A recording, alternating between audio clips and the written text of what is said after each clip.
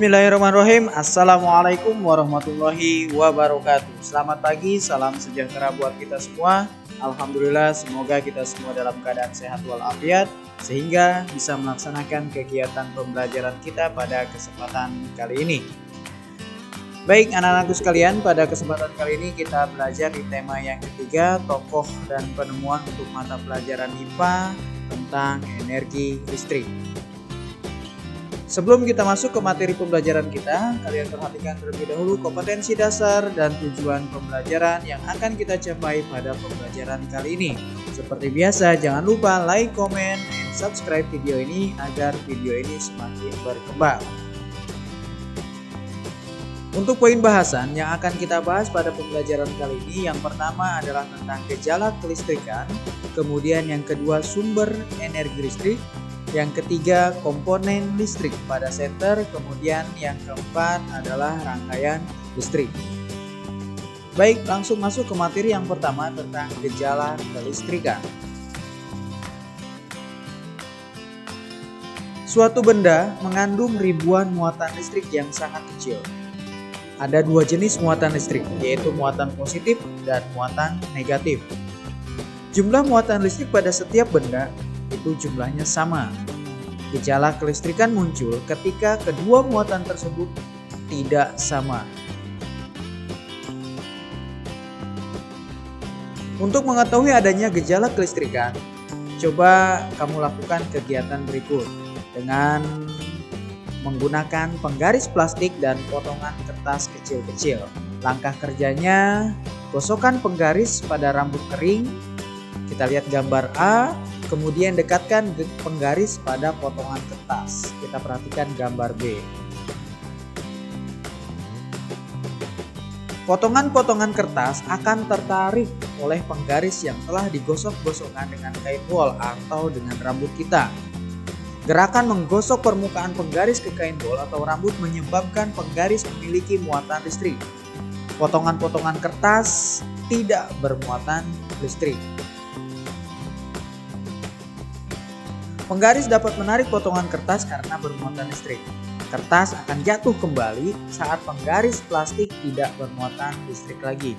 Muatan listrik pada penggaris plastik tidak mengalir, karena itu hal ini disebut dengan listrik statis. Arus listrik dan sumber energi listrik. Selain listrik statis yang kita pelajari pada penggaris tadi, ada juga istilah listrik dinamis atau arus listrik. Listrik dinamis atau arus listrik adalah listrik yang mengalir. Benda yang dapat menghasilkan arus listrik dinamakan sebagai sumber energi listrik. 4 sumber energi listrik yang kita kenal dalam kehidupan sehari-hari. Yang pertama adalah baterai. Kemudian yang kedua ada akumulator atau aki, yang ketiga ada generator, dan yang keempat ada dinamo. Komponen listrik pada senter. 4 komponen listrik yang terdapat pada senter. Jika kalian buka senter yang kalian miliki di rumah masing-masing, maka terdapat 4 komponen listrik yang kita kenal. Yang pertama adalah sumber energi listrik, contohnya baterai, atau ada yang menggunakan aki, generator, atau dinamo. Tapi rata-rata senter kita menggunakan baterai. Kemudian yang kedua penghantar arus listrik, contohnya lempengan logam atau kabel. Kemudian yang ketiga adalah pemutus dan penghubung arus listrik, contohnya saklar yang digunakan untuk mematikan dan menghidupkan senter. Yang keempat adalah mengubah energi listrik menjadi energi cahaya, contohnya bohlam. Bohlam yang ada di senter fungsinya sebagai untuk mengubah energi listrik menjadi energi cahaya. Itu 4 komponen yang terdapat pada senter. Yang pertama adalah baterai, kemudian kabel, saklar, dan juga bohlam. Dan fungsinya sudah kita bahas di pembelajaran tadi. Kemudian materi yang keempat adalah tentang rangkaian listrik. Nah, 3 rangkaian listrik yang kita kenal. Yang pertama ada rangkaian seri, kemudian rangkaian paralel, dan yang terakhir adalah rangkaian campuran atau biasa disebut dengan rangkaian kombinasi antara rangkaian seri dan rangkaian paralel. Rangkaian seri. Rangkaian seri adalah rangkaian alat-alat listrik yang disusun berurutan tanpa adanya cabang. Kita perhatikan gambar dari kutub positif baterai mengalir menuju bohlam 1, bohlam 2 dan kembali ke kutub negatif baterai tanpa adanya cabang. Itu yang disebut dengan rangkaian seri. Selanjutnya, kelebihan dari rangkaian seri ini, nyala lampunya lebih terang daripada rangkaian paralel karena sumber energi yang terbagi ke dalam rangkaian seri ini, sehingga nyala lampunya semakin terang. Sedangkan kekurangan dari rangkaian seri adalah jika salah satu lampu putus, maka lampu yang lain akan padam. Itu kekurangannya. Dan juga boros energi. Karena cahayanya lebih terang sehingga energi yang dihasilkan pun semakin besar. Makanya kekurangan dari rangkaian seri ini energinya boros. Maka baterainya akan lebih cepat habis ya. Selanjutnya rangkaian paralel.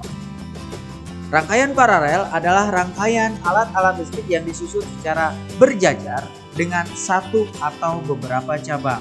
Kita perhatikan gambar, ada cabang dari kutub positif baterai, arus listrik mengalir ke lampu 1 dan lampu 2 secara bersamaan melalui cabang yang sudah ada, kemudian kembali lagi ke kutub negatif baterai. Adanya cabang di situ ya. Jadi disusun secara sejajar. Kelebihan dari rangkaian paralel ini, yang pertama hemat energi. Kemudian yang kedua, jika salah satu lampu putus, maka lampu yang lain akan tetap menyala.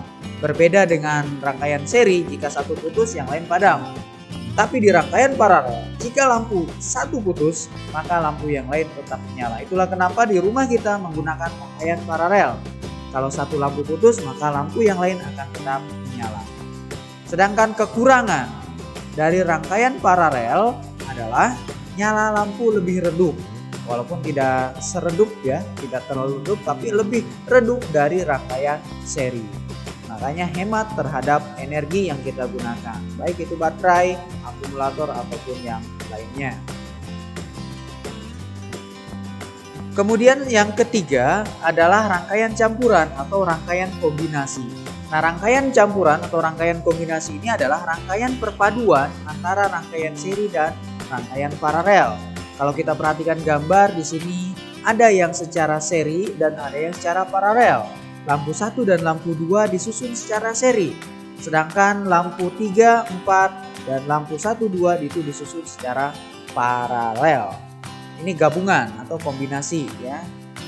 Kelebihan dan kekurangannya hampir sama dengan kelebihan dan kekurangan dalam rangkaian seri dan paralel. Baik, itu materi pelajaran yang kita pelajari pada pembelajaran kali ini. Semoga apa yang kita pelajari pada kesempatan kali ini bisa kalian pahami dengan baik. Jika belum kalian pahami, kalian bisa mengulang video ini dari awal sampai kalian benar-benar paham. Terima kasih. Setelah ini silahkan mengerjakan tugas dan soal latihannya. Semoga tugas dan soal latihan yang kalian kerjakan mendapatkan hasil yang maksimal. Semoga bermanfaat. Terima kasih atas perhatiannya. Wabillahi taufiq wal hidayah. Assalamualaikum warahmatullahi wabarakatuh.